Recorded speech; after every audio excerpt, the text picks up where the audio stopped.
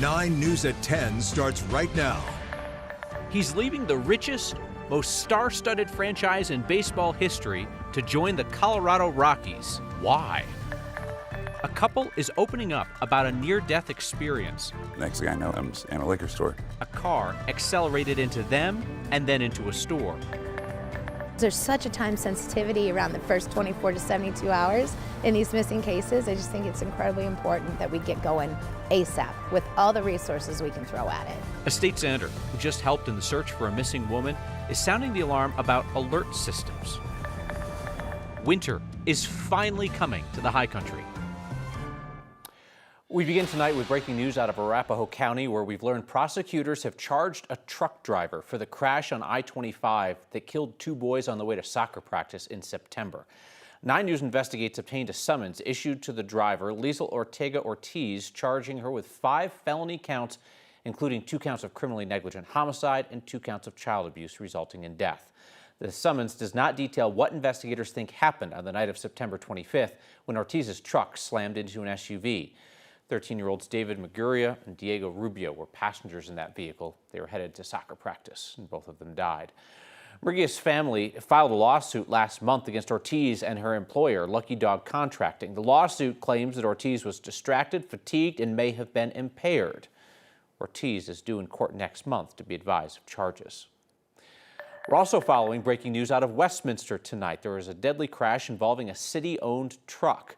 State troopers tell us that a pedestrian was hit by a City of Westminster employee driving a city-owned Ford F-250 northbound on Sheridan near 94th. This happened around 5:30, and the pedestrian died at the scene.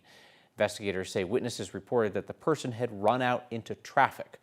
That crash is under investigation, with CSP involved along with Westminster Police. The high country is ready for its first big snowstorm of the season. Winter storm warnings are out for most of the central and northern mountains. Careful if you're going to head up to ski or whatever this weekend. CDOT says the mountain passes could be chippy. Let's bring in meteorologist Corey Reppenhagen, and we're talking about snow measured in the feet. Exactly. We've had a lot of 4 to 8, 5 to 10 inch storms so far, but we have not seen these big old crooked numbers. 12 to 24 inches expected out of this storm. This is a live look at the Eisenhower Johnson Tunnel right now. Traffic moving up to speed, just some light snow, but we are just hours away from the big stuff, which comes in a little after midnight tonight, all the way till noon tomorrow. You see these totals. I'm thinking quite a few areas may come up in the 30-inch range because we have had the storm kind of overperforming so far today, and this is accompanied with 55-mile-per-hour wind gusts at times.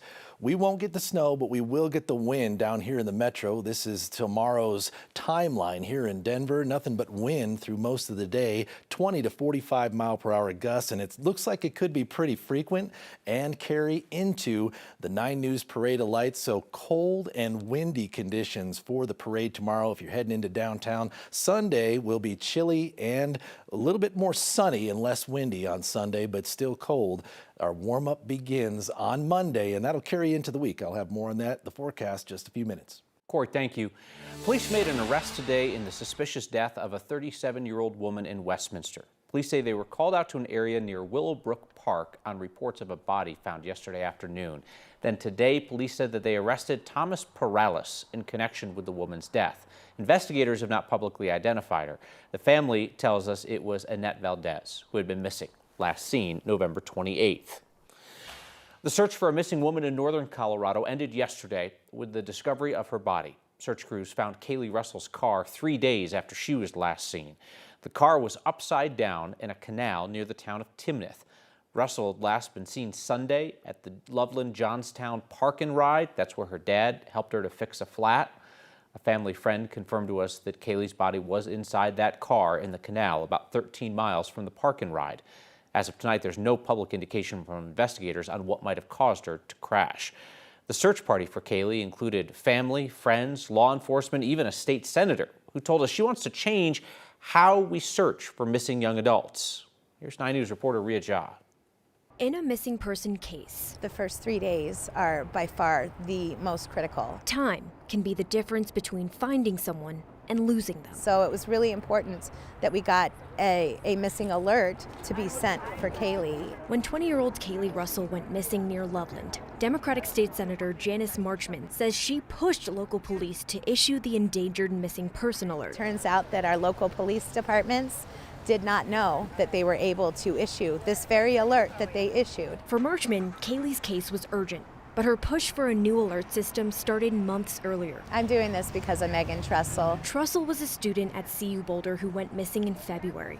Her family said police told them they needed to wait before issuing an alert. When mom and dad reached out after 72 hours that she had already been missing, they said we have to wait 24 hours to issue an alert. They found her dead days later. Right now, the CBI only issues an endangered missing person alert when a person's disappearance poses a credible threat to their safety, based on factors like age, health, weather, or disability. Local law enforcement assesses the risk and then requests that alert. Marchman wants to change that. We're running a bill for 17 to 25-year-old missing young people.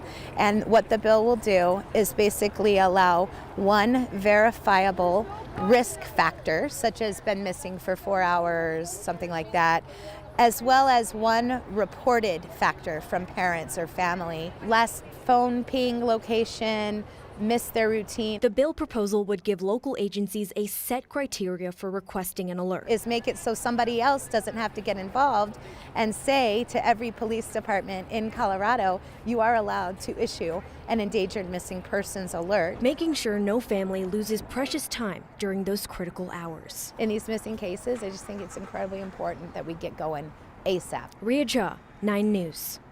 Senator Marchman told us she plans to introduce a bill on this in the upcoming legislative session, which starts in January.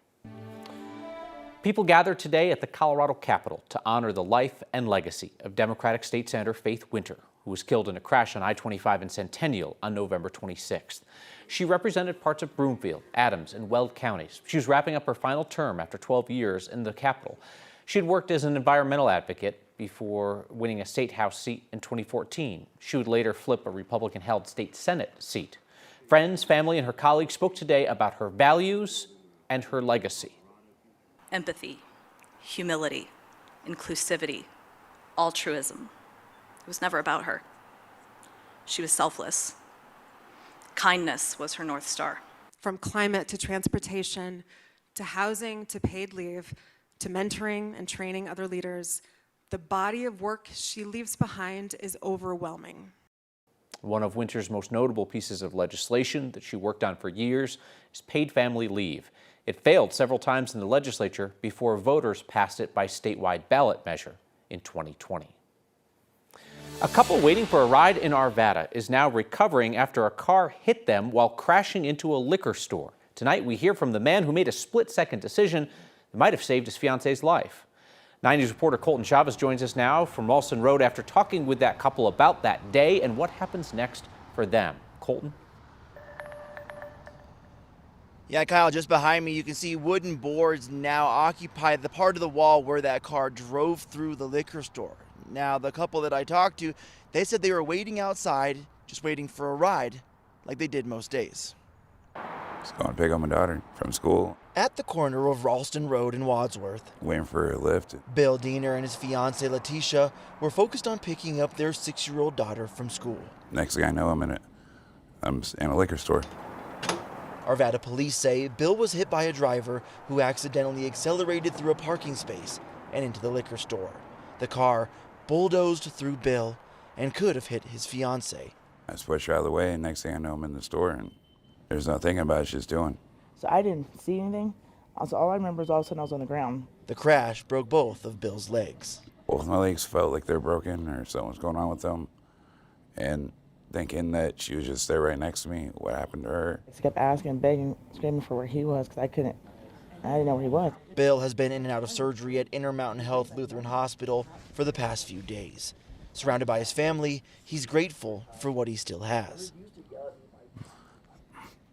Them before me. As I always think, them before me. Bill says his primary focus is to get better for them. I won't be able to stand up cook for her, what she loves when I cook. So I mean, it's like missing out on time. Time he's glad to still have, with a family he would jump in front of a car for again and again. I would be here the whole time if I had to. Don't care. I love these two.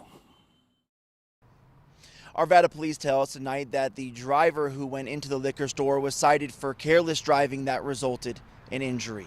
Live in Arvada tonight, Colton Chavez, 9 News. If you have expired license plates, don't park at the airport. Or I don't know, maybe just pay for your plates. But the airport's given out more than 20,000 of those tickets over the past 2 years. At $100 a piece, that's more than $2 million in revenue for the city. If you count the ones from just the $10 lot, the airport shuttle lot, the city has made more money off of ticketing people than for parking. But this year, DIA is actually on pace to give fewer tickets than last year. So far, just more than 8,000 of them. Last year, they were close to 12,000.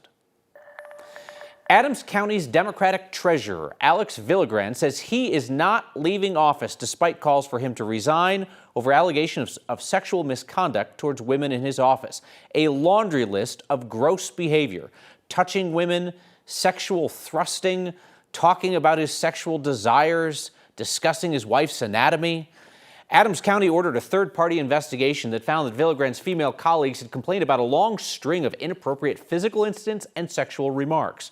The report found that the elected treasurer kissed a female coworker, adjusted another woman's bra strap. He was making sexually suggestive gestures in the office. One employee said he would, quote, pump his arms and pelvis to simulate sex.